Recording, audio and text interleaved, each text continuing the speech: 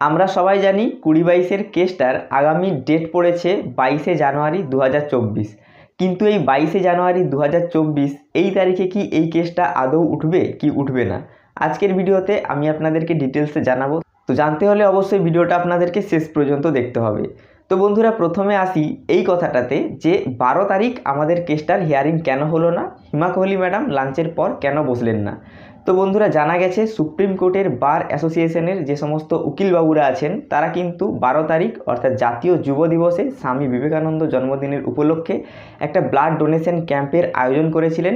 সেই blood donation ক্যাম্পে কিন্তু সুপ্রিম কোর্টের প্রধান বিচারপতি সমেত অন্যান্য বিচারপতিরাও সেখানে কিন্তু উপস্থিত ছিলেন।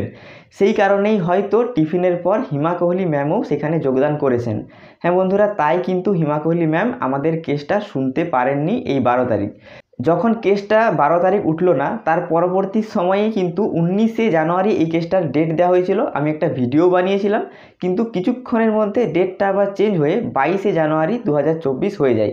তো বন্ধুরা, সেই দিন কিন্তু এই কেসটা ওঠার অনেকটা পসিবিলিটি আমি দেখতে পাচ্ছি না। এর অনেকগুলো কারণ আছে, যেমন হচ্ছে 22শে জানুয়ারি কিন্তু মিসলেনিয়াস ডে।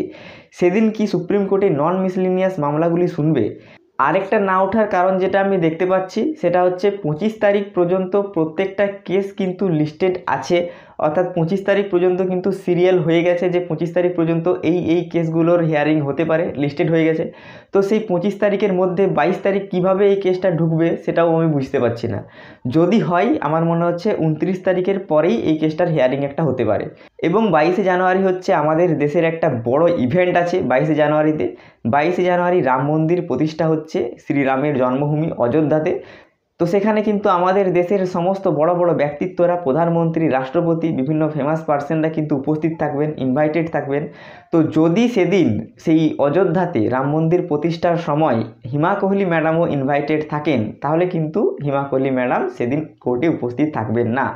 তো আমি কিন্তু জানি না যে হিমা কোহলি ম্যাডাম সেদিন অযোধ্যাতে রাম মন্দির উদ্বোধন অনুষ্ঠানে আমন্ত্রণ পেয়েছেন কি না। যদি আমন্ত্রণ পেয়ে থাকেন তাহলে কিন্তু হিমা কোহলি ম্যাডাম সেদিন সুপ্রিম কোর্টে উপস্থিত থাকতে পারবেন না। তো বন্ধুরা, দেখা যাক কি হয়, পুরোটাই ভাগ্যের ওপর নির্ভর করছে কি হয়। সুপ্রিম কোর্ট কিন্তু এমনিতে 22 তারিখে কোনো ছুটি নেই, 22 তারিখ কিন্তু কোর্ট হবে, কোর্টের নিয়ম অনুযায়ী কোর্ট কিন্তু চলবে। আবার একটা কথা উঠছে যে 22 তারিখ বিভিন্ন সংগঠন পুরো দেশ জুড়ে একটা ছুটির দাবি করছে। যদি সেই দাবিটা মঞ্জুর হয়ে যায় তাহলে কিন্তু পুরো ভারত সেদিন ছুটি হতে পারে। যদি ছুটি হয় তাহলে কিভাবে সুপ্রিম কোর্টে হিয়ারিং হবে সেটা আপনারাই বুঝতে পারছেন। তো হওয়ার চান্স কিন্তু 50%, না হওয়ার চান্সও কিন্তু 50%। এমন তারিখে কেসটা পড়েছে, সেদিন কিন্তু ভারতবর্ষের একটা বিগ ইভেন্ট। তো আমাকে যদি পার্সোনালি আপনারা বলেন যে আমার কি মনে হচ্ছে, তো আমি বলবো আমি এই কেসটা সেদিন উঠবে বলে আশা করতে পারছি না। পসিবিলিটি আমি দেখতে পাচ্ছি না যে সেদিন কেসটা উঠবে। তো বন্ধুরা, আপনাদের মতামত কি অবশ্যই কমেন্ট বক্সে লিখে জানাবেন। তো এতদূর যখন আমরা লড়াই করে এসেছি, এখানে কিন্তু হাল ছেড়ে দিলে হবে না, আমাদেরকে কিন্তু লড়াই করে যেতে হবে, শেষ দেখেই ছাড়বো। একদিনে হচ্ছে না, কিন্তু একদিন তো হবে, কেসটা কোনো দিন না কোনো দিন তো উঠবে। কেস উঠলে স্টে তো উঠবেই, এটা আপনারা সবাই জানেন। 2022-এর কেসের গ্রাউন্ড এতটা শক্ত নয়, এবং কেসটা কিন্তু উঠবে। হয়তো 2 মাস দেরি হবে, কিন্তু হবে। আপনারা ধৈর্য ধরবেন, আপনারা কেউ ধৈর্য হারাবেন না। তো আপনাদের মতামত কি, আপনারা অবশ্যই আপনাদের গুরুত্বপূর্ণ মতামতটা কমেন্ট বক্সে লিখে জানাবেন।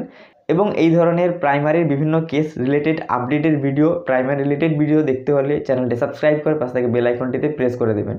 তো বন্ধুরা, ভিডিওটি ভালো লাগলে অবশ্যই লাইক করবেন, এবং এই ভিডিওটার ইনফরমেশনগুলো আপনাদের গ্রুপে আপনারা শেয়ার করে দিতে পারেন। তো ভিডিওটি শেষ পর্যন্ত দেখার জন্য অসংখ্য ধন্যবাদ।